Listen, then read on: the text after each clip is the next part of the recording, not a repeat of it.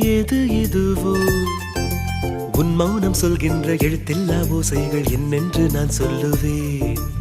இது அதுவோ இது அதுவோ சொல்லாத சொல்லுக்கு இல்லாத வார்த்தைக்கு ஏதேது அர்த்தங்களே.